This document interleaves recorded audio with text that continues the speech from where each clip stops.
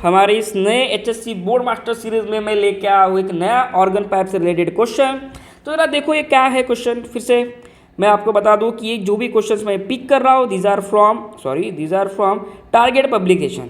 Clear, कहाँ से उठाया मैंने? टारगेट पब्लिकेशन से। तो देखो, the string of a guitar is, जब भी गिटार का क्वेश्चन रहेगा वो समझ लेना वो स्टेशनरी वेव से रिलेटेड रहेगा और ये स्ट्रेच स्ट्रिंग वाला केस रहेगा। तो सपोज ये आपका गिटार का वो धागा है जो दोनों साइड से जनरली बंधा होता है। इसकी लेंथ कितनी दी गई है हमें? 80 सेंटीमीटर, चलेगा। And has a fundamental frequency दी गई है 112 hertz. If a guitar is wishes to produce a frequency of 160 hertz, okay, ये पहली केस दी गई है हमें, ये पहली केस दी गई है। सेकंड केस में उसने कहा है कि फ्रिक्वेंसी उसको बनानी है 160 हर्ट्ज। तो उसने पूछा है where should the person press the string. तो सर दूसरे केस में मुझे ये फ्रिक्वेंसी चाहिए तो कहाँ पे प्रेस करूँ? तो पहली बार उसने कहाँ पे प्रेस किया होगा आपके हिसाब से?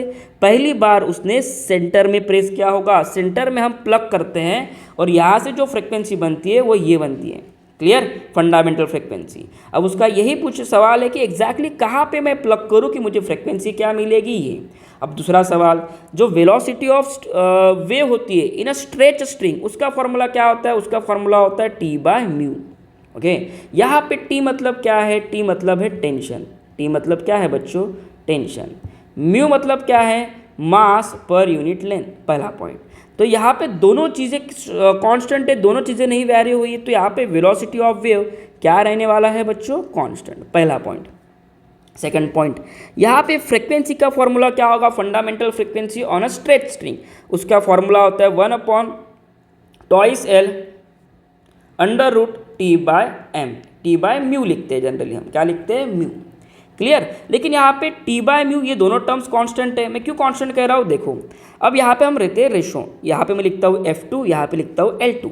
अब मैं लिखूंगा F1 और यहाँ पे मैं लिखूंगा 1/2L1 √ T/μ, ऐसे लिखना पड़ेगा। लेकिन यहाँ पे T/μ क्या होगा बच्चों? कैंसिल। दो क्या होगा बच्चों? कैंसिल। तो यहाँ पे फ्रिक्वेंसी और लेंथ किस में प्रोपोर्शनल है? इन्वर्सली। तो मुझे इसे ऐसे लिखना पड़ेगा F2/F1 इक्वल्स टू L1/L2, ऐसे लिखना पड़ेगा। हो गया क्वेश्चन सॉल्व भाई, हो गया क्वेश्चन सॉल्व।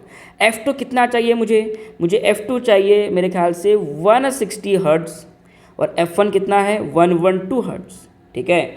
L1 हमें दिया गया है जो कि कितना था? 0.8, क्योंकि वो सेंटीमीटर में नहीं था, 80 सेंटीमीटर में था तो उसको मैंने मीटर में कन्वर्ट कर दिया। और ये आ गया आपका L2।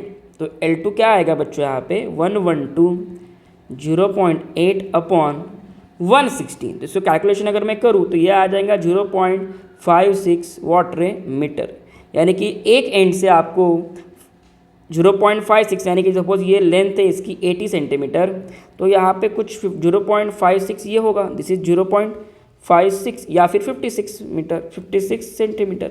यहाँ पे आपको प्लग करना पड़ेगा, उसको नीचे खींचना पड़ेगा, तब जाके फ्रिक्वेंसी क्या आएंगे हमें? 160 हर्ट्ज आएंगी। क्लियर।